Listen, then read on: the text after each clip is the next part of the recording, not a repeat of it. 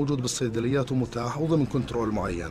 اما تيجي بتعطيني عشبه بتحكي لي انه بتعطيني اياها وانت خايف، بتعطيني اياها وانت مرعوب، بتقول لي بلاش حد يشوفنا، وهذه العشبه بتنمي الذكاء او الذاكره. ايضا موضوع الذاكره يا شباب هو موضوع مرتبط ببعض القدرات العقليه والانفعاليه والجسديه بتعود للشخص نفسه. شباب احنا بنعول على وعيكم، مش معقول انه انا بلا مؤاخذه معلش ينضحك علي بهذه الصوره وبهذه الطريقه، وبالنهايه اصفي اما انه انا بمركز الاصلاح والتاهيل او اروح موتا بالموت المفاجئ، او انه اقع في وحل الادمان وما اقدر بعدين اطلع من الادمان.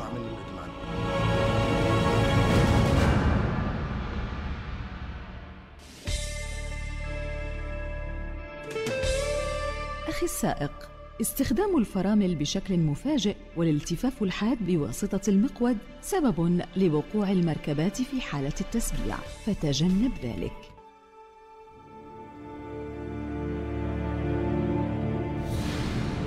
لا للمخدرات. إعداد وتقديم الرائد أنس طنطاوي.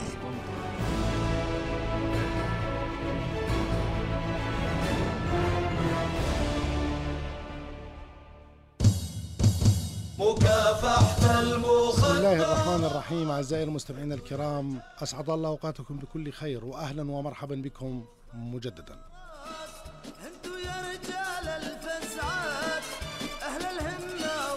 بداية وكالعادة لكم أجمل تحية من فريق العمل معنا بالاستوديو، من الهندسة رائد أبو ليل، مساعد إنتاج عن الخالدي، متابعة إلكترونية مهدي الصقور. هذا البرنامج من إعدادي وتقديمي أنا الرائد أنس الطنطاوي. أرحب باتصالاتكم ومداخلاتكم على هاتف البرنامج وعبر رسائل قصيرة وعبر صفحتنا على الفيسبوك أمن FM 89.5. فأهلا ومرحبا بكم.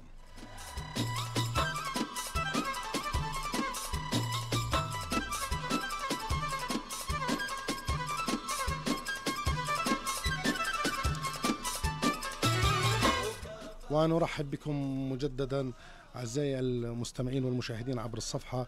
الحمد لله مستمر الجهود النشامة في إدارة مكافحة المخدرات. يوم أمس كان في واجب في محافظة المفرق. هذا الواجب طبعا تم الإعلان امبارح بخبر رسمي من الناطق الإعلامي مديرية الأمن العام أنه أصيب 3 من النشامة بإدارة مكافحة المخدرات. وفي الخبر قال الناطق الإعلامي باسم مديرية الأمن العام أن كوادر إدارة مكافحة المخدرات وأثناء قيامهم في واجبهم الرسمي في إحدى مناطق البادية الشمالية. طبعا هي المعلومة كالتالي: وردت معلومة أنه في مروج موجود في المنطقة قاعد ببيع مخدرات للشباب، وأنه هذا المروج موجود بمركبة بسيارة. تم التحرك للمكان وتم مداهمته وإلقاء القبض عليه. أثناء عملية إلقاء القبض عليه قاموا مجموعة من أقاربه في تلك المنطقة أو تلك القرية الموجودة بالحضور للمكان ومحاولة خلينا نقول تخليصه، رغم انه مروج. واحنا دائما بنقول اذا بدك تناصر اخوك او ابن عمك ناصره على حق يا اخي، لا تناصره على باطل. يعني مش معقول، ما هو هذا بالنهايه بده يجيب السموم لمين؟ بده يجيب السموم لاولادنا. يعني المناطق اللي فيها شباب ادمنوا، كيف ادمنوا؟ ادمنوا بسبب انه المروج كان من نفس المنطقه. ما راح يجي واحد من برا المنطقه يبيع اولادكم يلي عملتوا هيك طبعا ولا نعمم، يبيع اولادكم مخدرات. هو نفسه هذا هو اللي بيبيع اولادكم. فقاموا بالمقاومة وإطلاق النار والحجارة وكل ما يمتلكه من وسائل على القوة الموجودة بالمكان، طبعا مما أدى إلى إصابة أحد الزملاء بعيار ناري بمنطقة القدم. تم نقله يوم أمس إلى مدينة الحسين الطبية، نتمنى له الشفاء. أيضا أصيبوا 2 من الزملاء برضوض وجروح مختلفة في مختلف أنحاء الجسم، نتمنى لهم إن شاء الله الشفاء العاجل. طبعا تم تعزيز القوة الموجودة وتم إلقاء القبض على 4 أيضا من المعتدين، وبوشر التحقيق اللي يتم تحويلهم لمحكمة أمن الدولة. هنا الإشي اللي بدنا نحكيه ومنكرره مرة ثانية، إنه إحنا بنعول على وعي الناس وبنعول على وعي المجتمع. واللي بيعمل هيك إذا كان بيعتقد إنه يثنينا أو إنه مثلا يقوم مثلا لا سمح الله بإنه يعطينا خطوة للوراء، والله العظيم تعطينا 10 خطوات لقدام. والنشامة والله ما بيخافوا إلا الله سبحانه وتعالى، واحنا ان شاء الله قادرين على الوصول لكل شخص بيتعامل بالمواد المخدره. وهذا الشيء بكرر انه بزيدنا عزم واصرار، ونتمنى الشفاء للزملاء. ايضا الحمد لله رب العالمين استمرت الجهود، وتم ضبط 3 كيلو جرام من ماده الكريستال المخدر بحوزه مروج في اربد. وتم ضبط قضيه ايضا في مطار الملكه علياء. الخبر هذا طلع اليوم، حيث قال الناطق الإعلامي باسم مديرية الأمن العام أنه كوادر إدارة مكافحة المخدرات العاملة بالمطار طبعا بالتعاون مع الجمارك الأردنية وباقي الأجهزة الأمنية الموجودة بالمطار اشتبهوا بأحد الطرود القادمة للمملكة عبر المطار، حيث جرى ضبط هذا الطرد وتفتيشه. عثر بداخله على 6 أكياس تحوي على مادة بودرة الجوكر. هاي المادة الأساس لتصنيع بودرة الجوكر. يعني الحمد لله رب العالمين على كل حال انه ضبطوا 6 أكياس. بمتابعة التحقيقات جرى تحديد هوية الشخص المتورط اللي هو باستيراد البودرة، بمعنى التاجر اللي كان مرتب مع الشخص اللي يهرب هاي الكمية ألقي القبض عليه في أحد مناطق العاصمة بعد ما تمت متابعة القضية. أيضا في محافظة إربد وردت معلومات لكوادر إدارة مكافحة المخدرات حول قيام أحد الأشخاص المشبوهين بقضايا الإتجار بالمواد، وأيضا هذا بإربد انضبط تاجر غير التجار اللي ذكرتهم قبل شوي. هذا الشخص قام بتخزين كمية من مادة الكريستال المخدر داخل منزله والإتجار بها، حيث جرى بعد التأكد من تلك المعلومات إنها الكمية موجودة وإنه الشخص موجود تم مداهمته وإلقاء القبض عليه. بتفتيش المنزل عثر على 3 كيلو من مادة الكريستال المخدر، مادة خطيرة جدا الآن مصنفة من أخطر أنواع المخدرات بالعالم. راح نحكي عنها كثير لقدام إن شاء الله. وأنا حكيت بحلقة سابقة أنه هاي المادة بدأت تظهر جديد في منطقة الشرق الأوسط. وغير 3 كيلو كريستال هذا تاجر المخدرات أيضا ضبط بحوزته كمية من الحبوب وسلاح ناري، تم القبض عليه وتم تحويله لمحكمة أمن الدولة حتى ينال جزاءه العادل. إلى الأمام يا نشامة، ما شاء الله عليكم ترفعوا الرأس. هيك الرجال تكون يا إما فلا ربتهم سنود البلد عالمرجلة. هيك الرجال تكون يا إما فلا ربتهم سنود البلد عالمرجلة. ومسالم من العام شد سروجها، ومسالم من العام شد سروجها.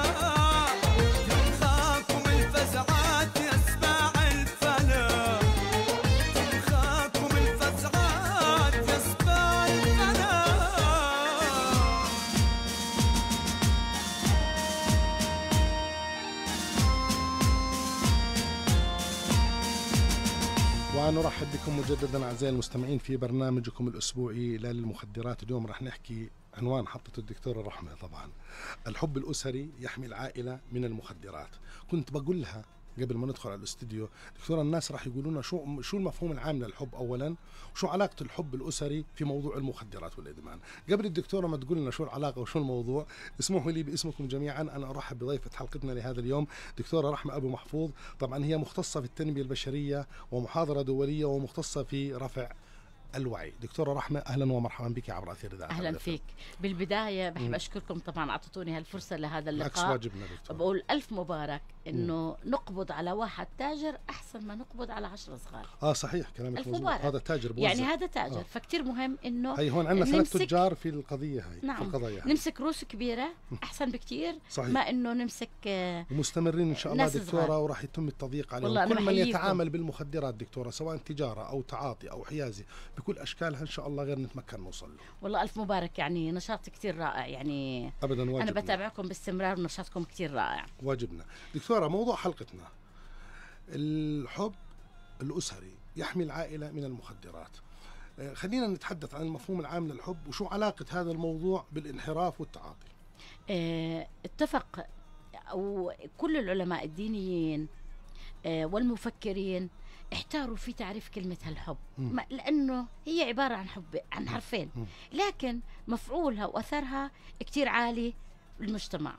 هي عبارة عن مشاعر إنسانية رقيقة، هي زي حديقة.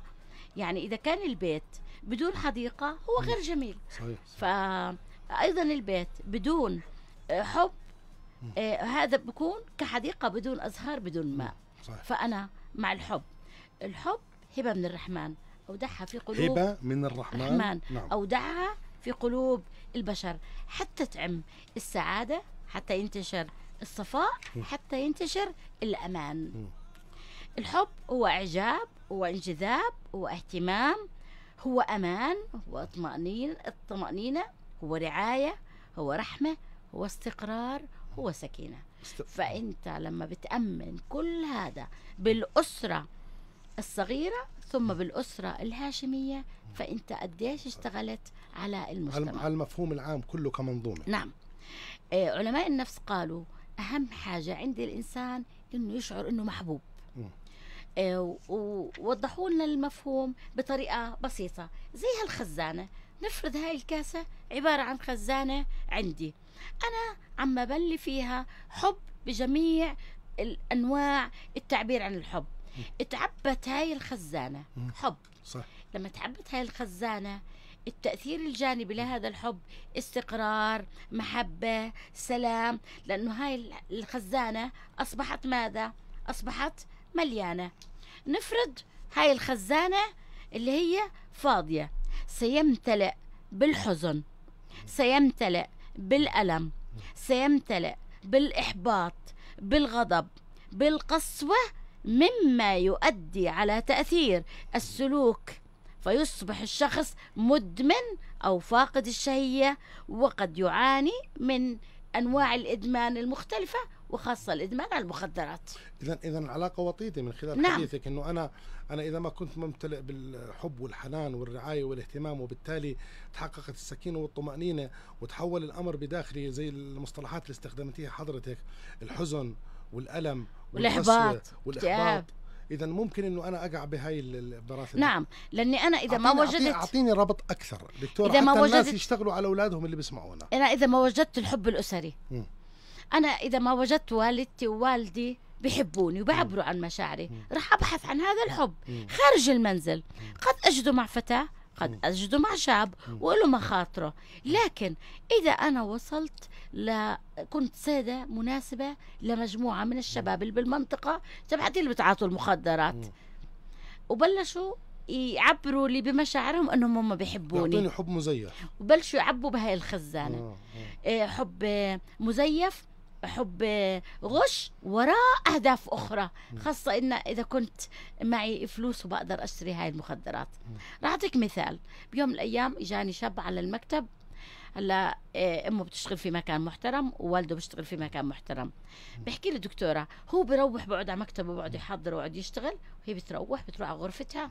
طيب أنا لا بقعد معهم على غدا، لا بقعد معهم على الفطور، لا بنقعد على السهرة مع بعض، أنا عايش لحالي بالبيت. تمام. طب هو عايش لحاله بالبيت، بقول لي بلشت حياتي يصير عندي فراغ. عفوا، هو ضمن نطاق أسرة، هو ضمن نطاق لكن أسرة، عايش لحاله. لا قصده يعني احنا موجودين بهالأسرة بس انا لحالي. ابوي بغرفته لحاله وامه بغرفتها لحالها، عادة بتحضر لتاني يوم. طب انا صفيت، انا جالس لحالي. هاي من المعاناة اللي احنا بنعانيها الأسر في كل أنحاء العالم. أصبح كل واحد ماسك تليفونه وجالس على تليفونه. طب ما في اتصال تواصل بيني وبينك، ما في حوار بيني وبينك، فأنا لا أعتبر إني جالس من ضمن العائلة. فأنا أصبحت جالس مع مين؟ مع نفسي. شو بفتح، شو بقرأ، ما حدا بيعرف عني. فكتير مهم إني أنا أملي الخزانة تبعت ابني، سواء كنت أب ولا أم ولا أخت ولا أخ. إذا تعبت هاي الخزانة بالحب لن يبحث عن الحب خارج الأسرة. طب دكتور، المفهوم هذا أسرنا، أنت بتلاحظي أسرنا بتعبر عن الحب بشكل مباشر؟ لا. طب دكتور أحكي لك شغله، في ناس بحب ابنه، بحب يعني آسف بدي أحكي، لا حتى هي عبارة بفديه بعيونه بدمه عند الوصول للخطر. واحدة. رقم 2 ونروح نشتري له ملابس، نشتري شوكولاتة. طب استخدمتي لا مباشرة؟ لما سألتك استخدمتي لا؟ لأني أنا أنت كخبيرة عندي دراسات، شايفة إنه وشايف مجتمعنا الحب اللي بعني فيه له الحضن، الحب اللي بعني فيه تعمم لا، إنه ممكن إن يعني خلينا نحكي معظم الأسر ما بتعبر عن الحاجات الأساسية أكتر. شراب، طعام، شوكولاتات، ملابس. لكن أنا كم مرة بمسك ابني بقول له تعال ماما نقعد أنا وياك نص ساعة. طيب نقعد نحكي مع بعض. كم مرة بمسك ابني؟ خلينا ناخذ اتصال. أمن في أمل. نعم. السلام عليكم. السلام ورحمة الله. أنس بيك يعطيك العافية. الله يعافيك يا حبيبي. سلام العودة معك. تحياتي أخي. سلام. كل الاحترام والتقدير لرجال مكافحة المخدرات ومواقعهم ولا حضرتك والأجهزة الأمنية، وعلى رأسهم عطوفة مدير الأمن العام. الله يكرمك. أنس بيك هسا في مثل بقول يعني لا توكل إلا من عسى نحلك، ولا تركب السبع لو برك لك، ولا تعاند من قلت له دخلك. هسه أنا سبيك هذول الجماعة اللي هجموا على تبعون مكافحة المخدرات من أجل أنهم يخلصوا واحد مروج للمخدرات بوزع سموم.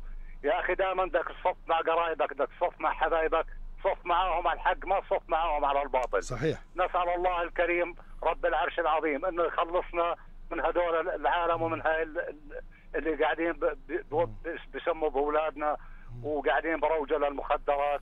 والله يعطيكم الف عافيه. الله يعطيكم ويقويكم. الكلام اللي حكاه الاخ سلامي يعني هو اللي قاعد بصير احيانا، انه تاجر المخدرات يعني لما يتم القاء القبض عليه المشكله الاكبر بتكون مع ابناء عمومته، الفزعه بفزعوا. طبعا احنا لا سمح الله يعني احنا مش عاجزين، لكن كمان بتعرفي انت الحسبة عند مديرية الامن العام وعند الدولة يعني مختلفة وفيها شوية حذر، انه بنكون حريصين جدا جدا انه ما يصير تبادل اطلاق نار احيانا بالغالب مع هذول الناس، لاجل انه المجتمع المحيط يمكن ينصاب بريء منهم من قبل نفس الاشخاص هذول بيطلقوا النار بعشوائية، لكن هذا لا يعني انه ما يكون في حزم ويتم التعامل مع الموقف. بس هم الاغلب رح يتودعوا الاشخاص هذول، وفي تهم بلاش احكيها انا هون لانه لا زال التحقيق موجود، رح يتودعوا الاربع اشخاص ولسه في كمان اشخاص، وراح تكون الاحكام ان شاء الله باذن الله، احنا بنثق بقضائنا الاردني، راح تكون الاحكام عاليه جدا. وشو الاستفاده اللي حققوها؟ التاجر تم القاء القبض عليه للعلم،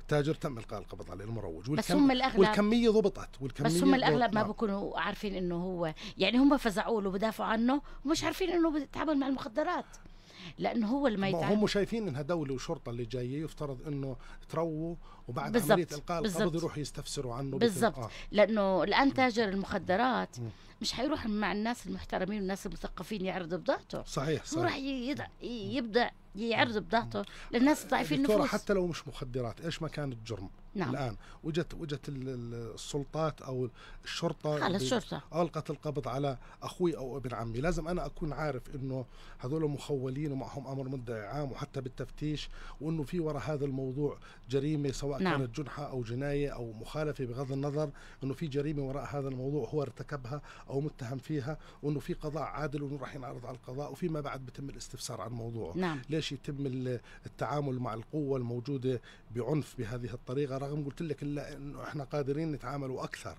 نعم. لكن في حسبه للموضوع احيانا. نعم. بس لا يعني بنفس الوقت انه ما في حزم، في حزم، واللي تصرف هيك على فكره شريكه للعلم راح يتودع لمحكمه امن الدوله، مش للمحكمه، راح يتودع لنفس القضاء، لانه هي قضيه مخدرات. يستاهل.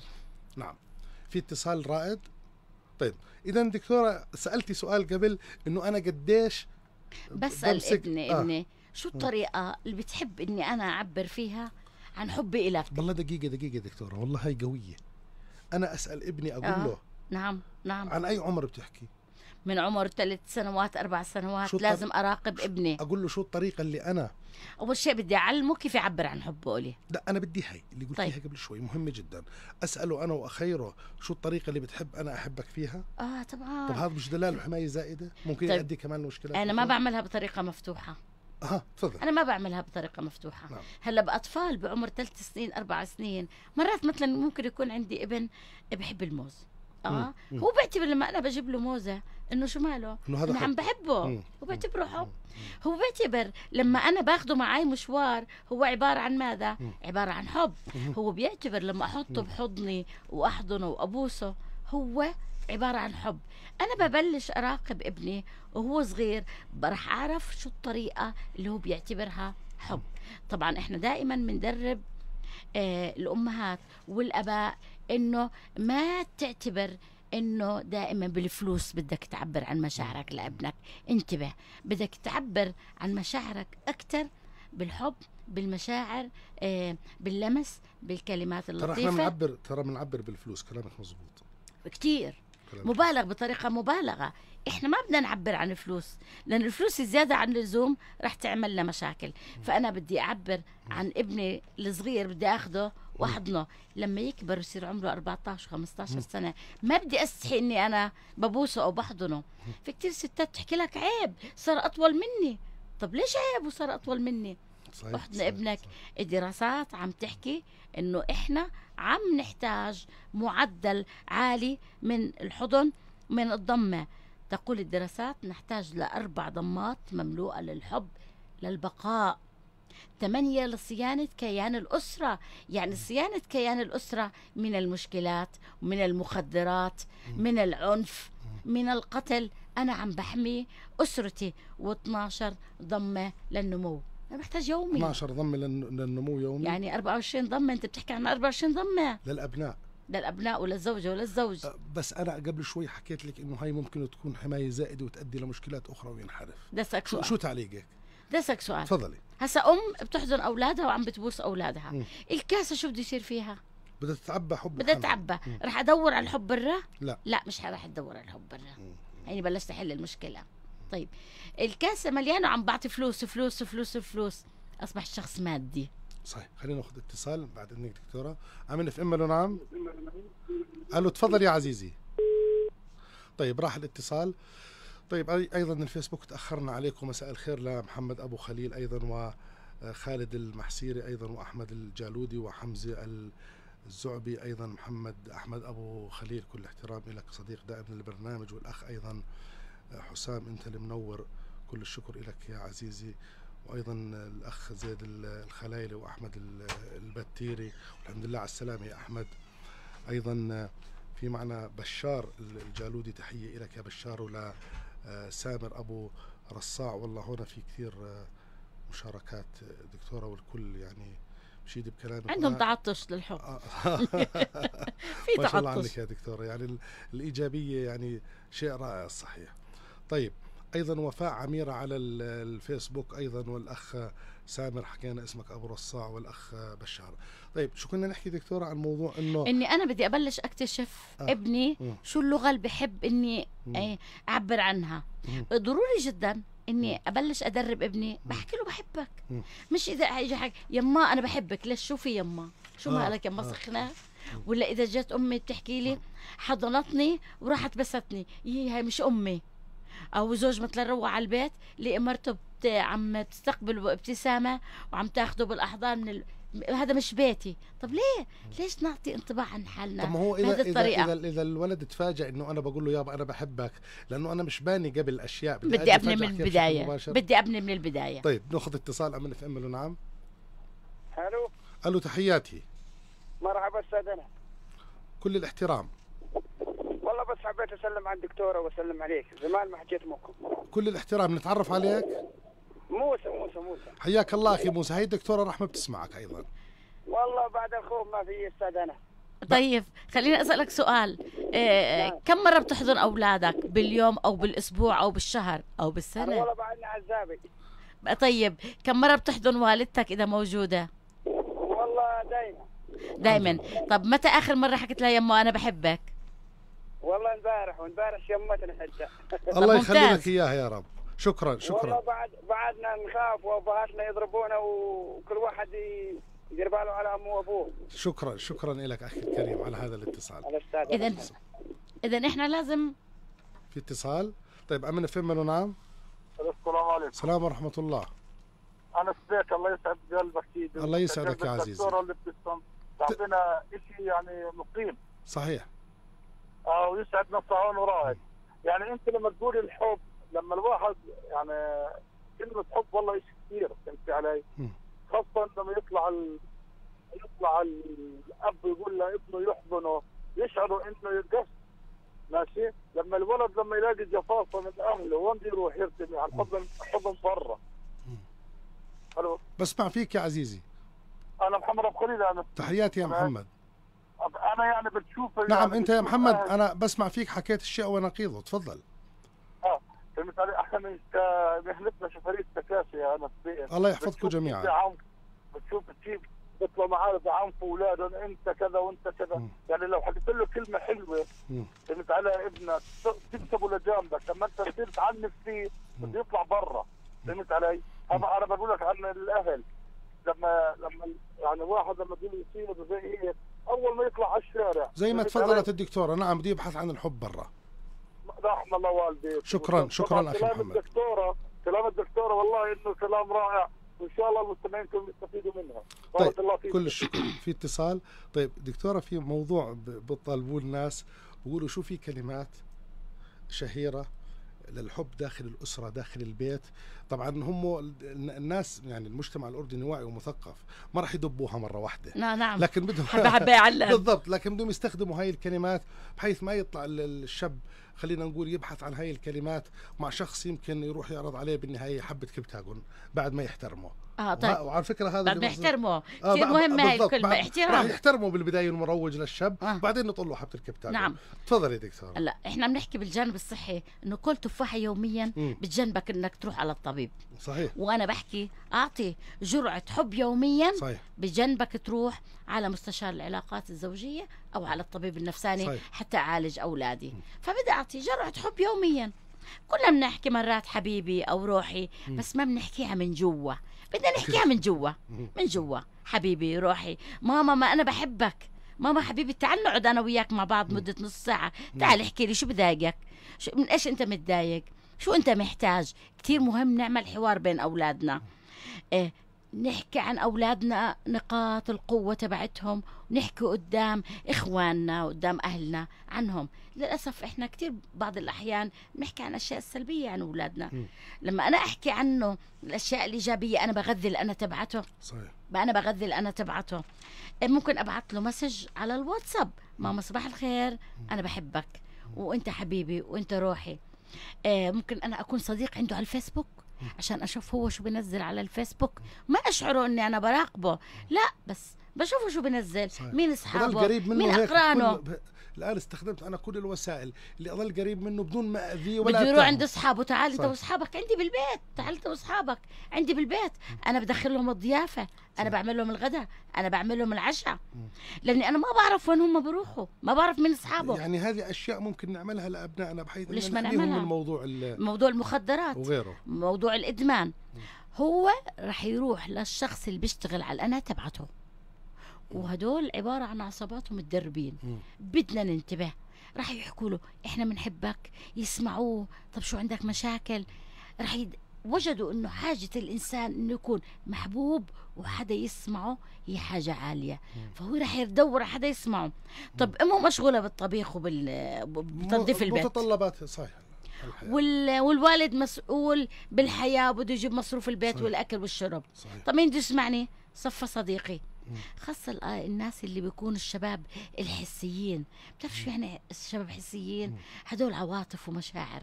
إذا لقيوا أي شخص يعطيهم مشاعر وعواطف حيكونوا سهلين للقيادة. أنا إجاني طالب توجيهي قبل أسبوعين، صديقه من هؤلاء الناس، فبقول لي إجا وجا على المكتب، قال لي أنا بدي أحميه، أنا خايف عليه، هو سهل القيادة. إذا حدا حكى له جرب هالسيجاره ولا جرب هالإيش ممكن ياخذ ويجرب. روح نطش هون، روح نقعد هون، بروح. بالضبط. بقول لك انا بدي اقوي دكتوره، بدي تساعديني. كيف قوتيني وخليتي شخصيتي قويه؟ بدي تساعديني، بدي اقوي شخصيه صاحبي، بدي اياه ما يكون سهل القياده. حكيت للشاب الثاني اشكر صاحبك لانه خايف عليك. هلا خلال الحديث وجدت انه والدته تنتقده كتير، تنتقده دائما، شعراته تنتقد، لبسه بتنتقد، اصبحت شخصيته يعني ضعيفه، عنده مهزوز. تدني. هلا اصحاب السوء اللي بتعاطوا المخدرات وغيرها ما بنتقدوا، بلطلونك بجنن، شو هذا؟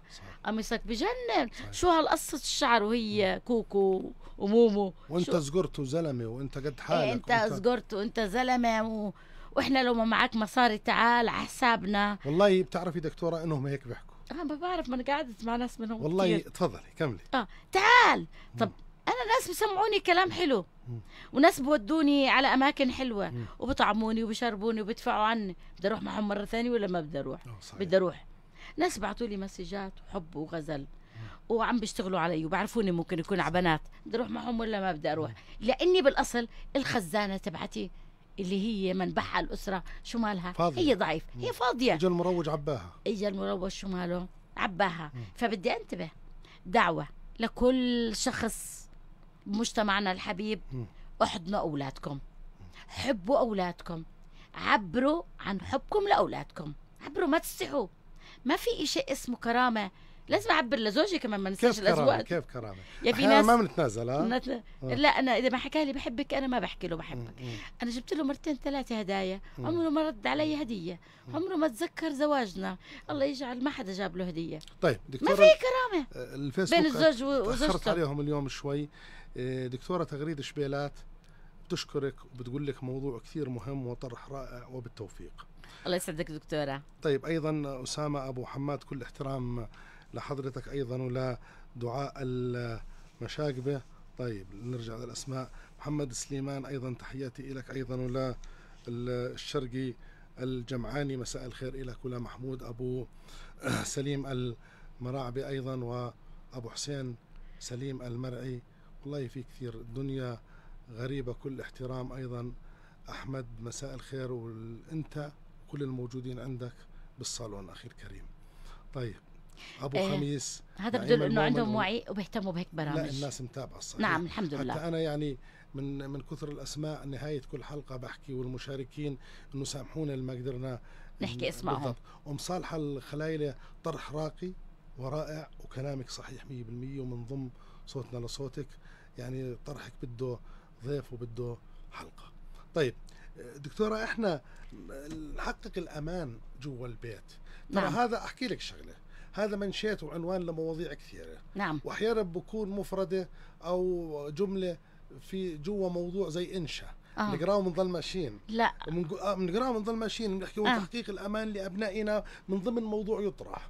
خلينا نحط تحتيه خطين. طيب هلا نحكي الأمان هو الإحساس بالترابط الأسري، هو الحنان، المودة، الرحمة. يعني لما يجي ابنك بده ينام بحضنك، وانت لاحظت انه ابنك عم بلزق فيك وبده يضل نايم بحضنك طول الليل، اعرف انه ابنك خايف. شو عكس الخوف؟ الأمان. بدك تعرف ليش هو خايف. كتير في بعض الأسر بيخوفوا الأولاد من العالم الخارجي. إحنا لما بنعطيهم الأمان من شو بنعمل؟ بنحررهم من هذا الخوف. مو غلط إنه نرفع الوعي عندهم، نرفع الوعي عندهم. ماما إذا شكيت أي ولد من الأولاد اللي برا بالحارة عم بيحكي معك، بس هيك أنت بتحكي عن حديث مباشر. نعم. حديث مباشر معه. نعم، بس حديث مباشر لكنه مو واسع. أنا بدي أنزل لمستوى ابني. مثلا واحد عمره 7 سنين 8 سنين لسه مش سامع بالمخدرات، بديش أروح أفتح دانه على الموضوع. لكن لو حكيت له ماما الأدوية خطيرة، وإذا شفت حبة دواء اوعى تاخدها مهما كان الدواء، اوعى تمد ايدك عليه وتاخده. وإذا عرض عليك حدا حبة دواء أو إشي شكيت فيه، ماما احكي لي، اوعى تمد ايدك على إشي ما بتعرفه ماما. إذا أنا بلشت أوعي جزء من الوعي. في ناس رافض يحكي بالموضوع، رافض لأنه ما في حوار أسري من لا أول. لا رافض جد صدقا. في آباء وأمهات قالوا أنا مش مستعد أحكي مع ابني. ليش ما أحكي؟ بقول لك أنا هذا الموضوع الحكي فيه سلاح ذو حدين. صح. وبيجي واحد من برا يروح يحكي معه قبلية بعدين. ما هو لا، إحنا مع التثقيف، لكن ما بفتح مداركه كتير، لأنه لا يمتلك الأسلوب. لأنه نعم مثلا ممكن خايف. إحنا بنربي بعواطفنا. إحنا خايفين. طب إحنا خايفين ونضل خايفين. طيب في ناس مثلا هم ما بيبدوا بمخدرات، بيبدوا بأشياء بسيطة. صحيح. أشياء بسيطة. يعني بتذكر لما إحنا كنا بالصيدلية، لما أي دواء بيصير عليه كثرة مثلا بطلبوه، صرنا نشوف واضح بكون انه في سوء استخدام. طيب ليش بيطلبوا هذا الدواء؟ صرنا نتصل في بعضنا البعض، طلعوا مثلا بيضيفوا له اشياء. مثلا انا ما بحكي شو بضيفوا، لاني اذا حكيت زودت الوعي. بس بلشنا شو مالنا احنا نلاحظ، بلشنا احنا نكتشف. فهم بيبدوا باشياء صغيره. الاشياء الصغيره شو بتعمل؟ بترجع تكبر وتتضخم. طيب فانا فهمته الدواء اللي بالبيت ما تاخذ منه. طيب نعم. دكتورة بيشير لي زميلي لوجود دقيقتين يا رائدة. طيب 2.5 دقيقة. بدنا نترك المحاور اللي فوق، ننزل لآخر محور بتحكي عن الحب. بدنا نحكي عن إشي قريب إله، الرضا. متى بدنا نصل للرضا جميعا؟ احنا واصلين إن شاء الله، لكن كمان الناس اللي بتاجروا بالمخدرات، أسألك سؤال بالله، هذا واصل للرضا بالمال الحلال اللي عنده؟ لا، صدق ضميره.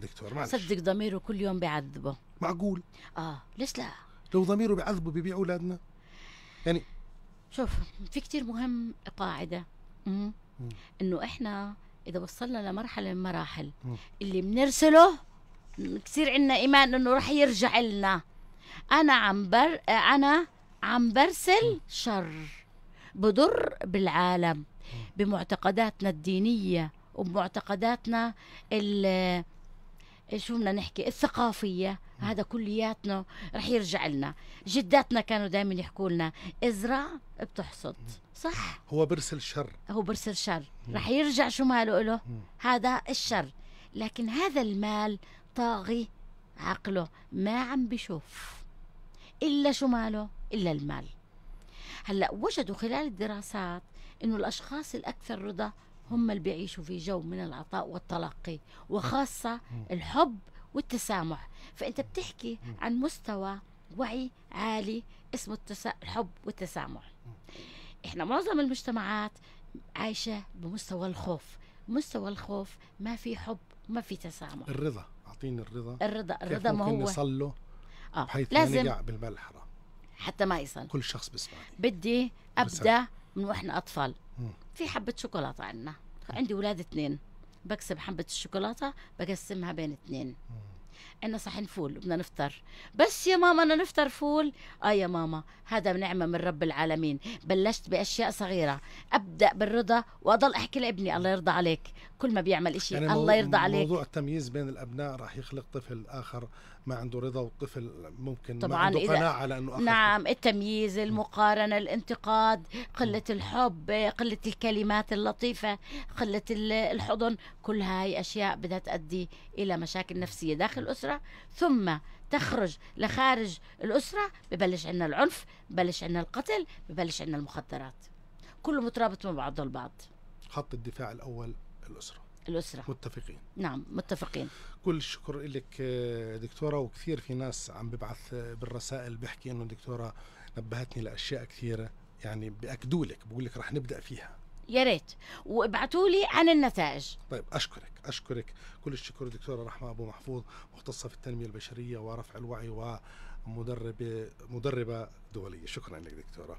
أيضا بشكر الشباب النشامة اللي كانوا معنا بالاستوديو، رائد أبو ليل وعون الخالدي ومهدي الصقور. إن شاء الله الإعادة راح تكون يوم السبت القادم الساعة 1 ظهرا. هذه تحية مني أنا معد ومقدم البرنامج الرائد أنس الطنطاوي. الحمد لله الذي حل الطيبات وحرم الخبائث. إلى اللقاء.